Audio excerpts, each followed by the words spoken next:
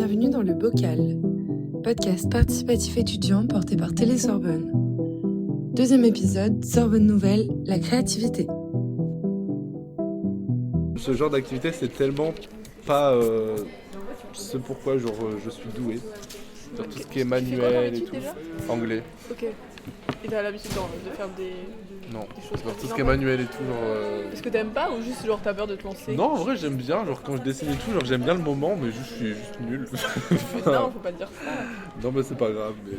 Moi, mes profs d'art et tout, ils m'ont toujours dit, vous savez, c'est pas, y a pas de talent, hein, Ouais, genre, c'est l'entraînement qui subjectif, en compte. plus, Non, l'art, un peu. aussi le fait de t'entraîner aussi et Ouais.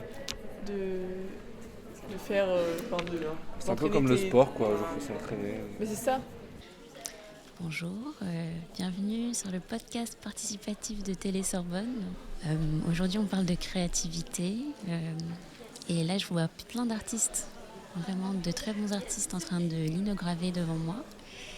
Et ça me faisait penser au processus créatif et l'importance du processus créatif et comment se plonger dans ce processus sans même trop savoir ce qu'on fait peut nous aider à retrouver notre créativité.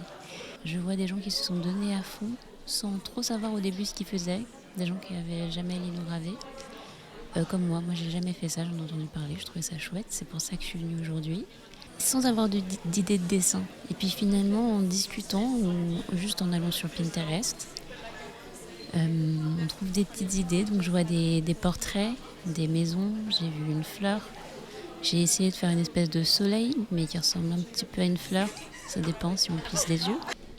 Je trouve ça extrêmement dur d'être créatif quand on est étudiant parce qu'on pourrait se dire « Ah, on n'a pas beaucoup d'heures de cours, on a le temps de faire des choses à côté », mais en fait, être créatif, ça implique d'avoir un espace mental suffisamment libre pour pouvoir créer. Et du coup, quand on est étudiant, on a quand même toujours la tête occupée par des choses et c'est très difficile de créer. Moi, je sais que par exemple, je voudrais faire des courts-métrages, faire des créations vidéo et c'est très difficile, je trouve, de créer parce que en fait, t'as jamais le temps et puis...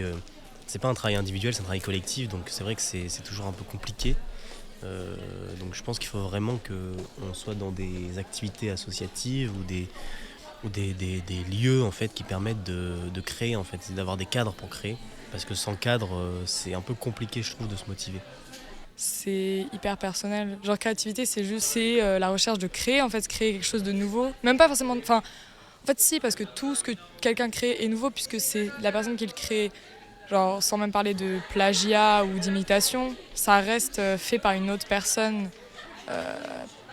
Genre même là, la linogravure, la personne grave, mais une fois que c'est gravé, on pourrait se dire qu'à chaque fois qu'on tape le tampon, genre c'est la même chose, mais non, pas forcément, parce que l'emplacement change, l'angle, la couleur. C'est intéressant, la créativité. Je pense que chacun en a, même sans parler, ouais, comme je l'ai dit au début, d'art ou de milieu artistique.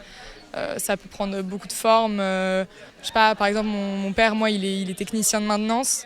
Sa façon par exemple, de réparer une machine ou quoi, c'est créatif. Enfin, c'est genre, il va réfléchir lui-même à comment est-ce que lui, il va réparer cette machine. Et c'est créatif comme métier. Donc, je pense que tout milieu nécessite un peu de créativité. Je pense que tout le monde en a, même ceux qui pensent pas. Et que justement, après le temps libre le temps libre, c'est mieux pour réfléchir sur la créativité, parce que bon, le travail tue l'art. Il faut pas travailler. Il est un pays superbe, un pays de cocagne, dit-on, que je rêve de visiter avec une vieille amie. Pays singulier, noyé dans les brumes de notre nord, et qu'on pourrait appeler l'Orient de l'Occident, la Chine de l'Europe, tant la chaude et capricieuse fantaisie s'y est donnée carrière, tant elle l'a patiemment et opiniâtrement illustrée de ses savantes et délicates végétations.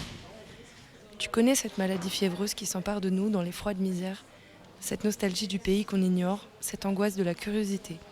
Il est une contrée qui te ressemble, où tout est beau, riche, tranquille et honnête, où la fantaisie a bâti et décoré une Chine occidentale, où la vie est douce à respirer, où le bonheur est marié au silence. C'est là qu'il faut aller vivre, c'est là qu'il faut aller mourir. Oui, c'est là qu'il faut aller respirer, rêver et allonger les heures par l'infini des sensations. Un musicien a écrit l'invitation à la valse. Quel est celui qui composera l'invitation au voyage qu'on puisse offrir à la femme aimée, à la sœur d'élection? Oui, c'est dans cette atmosphère qu'il ferait bon vivre. Là-bas où les heures plus lentes contiennent plus de pensées, où les horloges sonnent le bonheur avec une plus profonde et plus significative solennité. Enchantée, moi je m'appelle Kalassou, je suis en 3e année d'études culturelles internationales et à côté de ça, à côté des études, j'ai une association qui s'appelle Assocamania. J'organise des événements, donc des concerts émergents à destination des jeunes de banlieue, donc c'est des concerts en acoustique. C'est quelque chose qui me tient vraiment à cœur et c'est vrai que promouvoir les artistes émergents, leur donner un espace de créativité pour pouvoir s'exprimer, c'est essentiel. Et à travers l'acoustique encore plus, parce que ça reste un patrimoine culturel qui est plus que vital, hein, je dirais. J'essaye de faire pas mal de choses créatives, notamment d'organiser des événements culturels, voilà, pour mettre en avant la créativité émergente. En organisant par exemple des expositions dans des lieux assez atypiques. Par exemple, demain, j'organise une petite expo dans un coffee shop. Et maybe un jour j'arriverai à organiser une expo dans un kebab, c'est mon objectif. Voilà, c'est tout pour moi je pense. On priorise les cours et c'est un truc entre guillemets moins important, alors que ça devrait pas l'être je pense. Preux chevalier, d'acier et de rubis est fait mon cœur, pourtant solide, il se brise dans l'horreur, se craquelle face à ce regard absent, preux chevalier rendant les armes impuissants. Hélas, je ne peux me résoudre à l'affronter, cette chimère au visage familier. Ton sang écarlate, partout sur ses mains. En silence, ainsi se répand son venin. Son palais n'ayant aucun goût pour demain, perfide, il te convainc que tout est vain. Je l'implore de t'épargner, la voix tremblante, par pitié. Le chevalier tendant sa lame au monstre, livide. Dis-lui que ma vie est sienne, tel est le pacte pour satisfaire sa soif putride. Périr pour sauver la tienne. Maïdis Brocard. Je sais pas si on l'entendra, hein, mais si ce message peut toucher, qu'il en soit ainsi. T'es capable, je sais que tu peux y arriver, mais au-delà de ça, tu es capable. Et ce que tu es en train de vivre là, c'est qu'une étape et tu vas pouvoir le surmonter avec grâce et avec ta créativité là.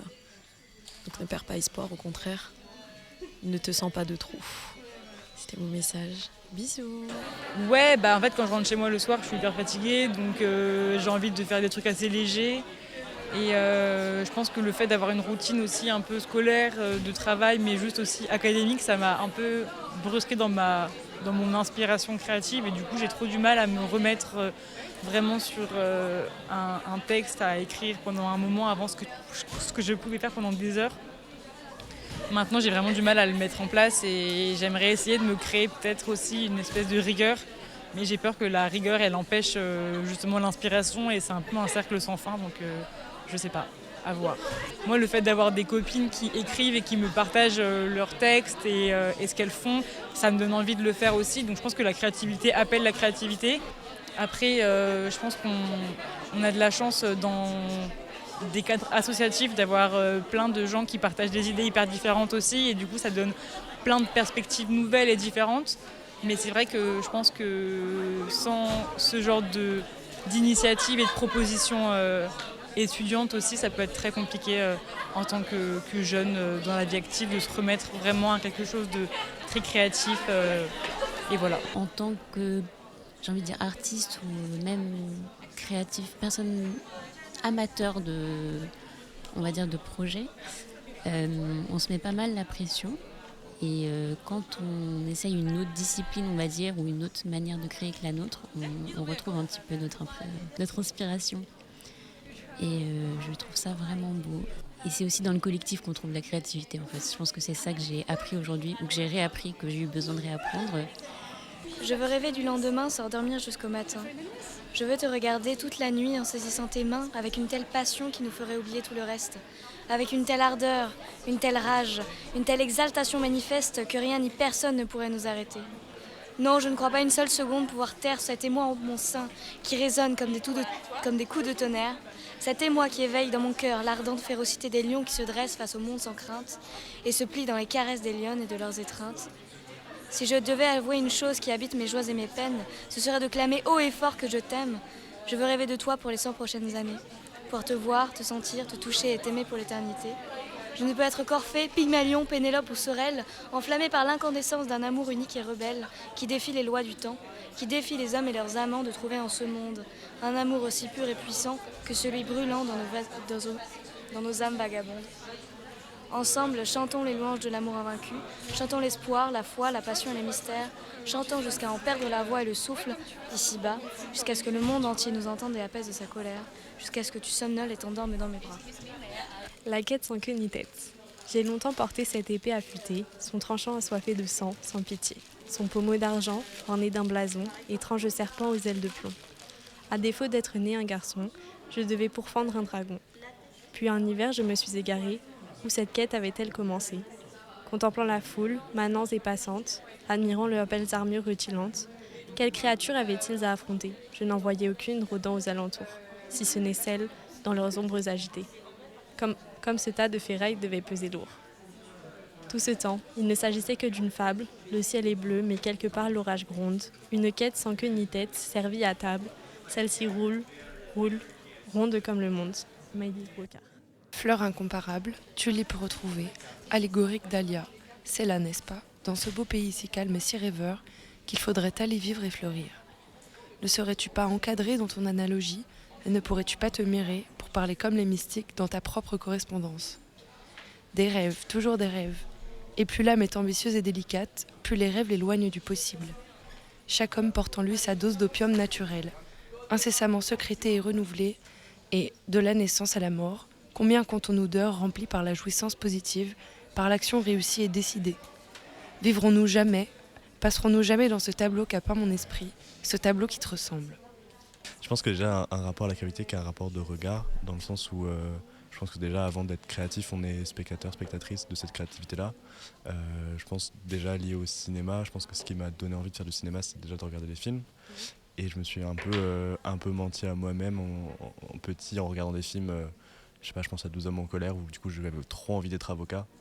Et ça sur plein de films qui m'avaient trop envie de donner, de faire les métiers dans les films ou d'être en fait les personnages. Et du coup j'ai voulu être avocat et après je me suis rendu compte que je voulais juste faire des films sur les avocats peut-être, mais pas être avocat.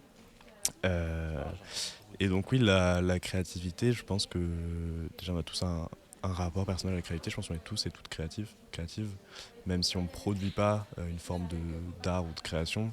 Je pense qu'on a tous des esprits créatifs, en tout cas j'ose l'espérer. Je pense que ça serait mieux. Mon rapport personnel, je pense qu'il est lié à la fois au cinéma, il est lié à l'art.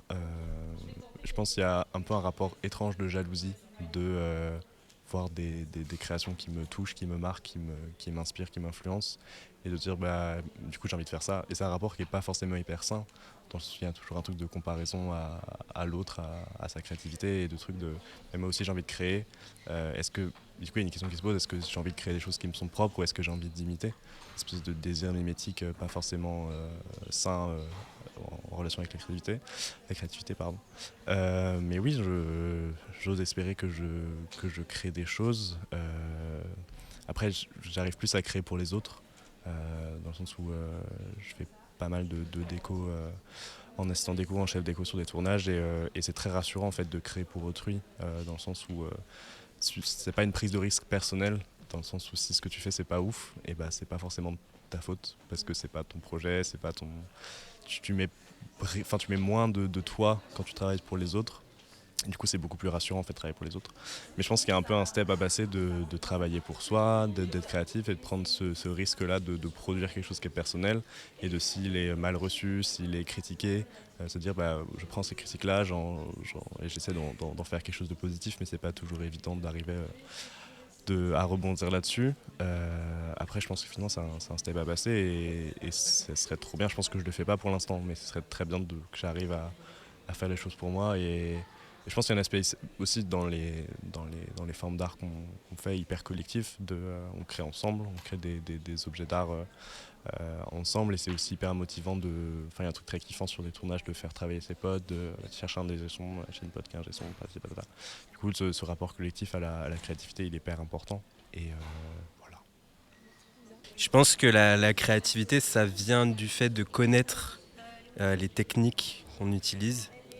Donc il y a un rapport je pense qu'il y a un rapport à la technicité qui est hyper important, surtout en cinéma. Le fait de savoir comment fonctionne une caméra, comment fonctionne le son, comment travaillent les autres, je pense que c'est hyper important, parce que du coup ça va nous aider justement à essayer d'aller pousser chaque élément, l'image, le son, un peu dans ses retranchements, et du coup à se dire ok, qu'est-ce que je peux faire avec le son, qu'est-ce que je peux faire avec l'image. Là je sais que je peux éclairer de fou, là je sais que je peux avoir un truc hyper bleuté, et donc je pense que c'est en ça que c'est important de savoir comment la technique fonctionne. Mais je pense que c'est un peu la même chose en vrai pour le dessin ou autre, de connaître en fait les limites de son matériel, surtout dans l'art entre guillemets. On se bat avec l'art, faut dire la vérité. L'art, les gens qui vont dire par exemple que l'art n'est pas politique, c'est faux.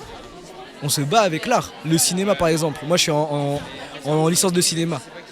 Si quelqu'un dit que le cinéma n'est pas politique, c'est faux par exemple. On se bat avec le cinéma, on exprime ses idées, on veut justement faire en sorte que les gens nous entendent.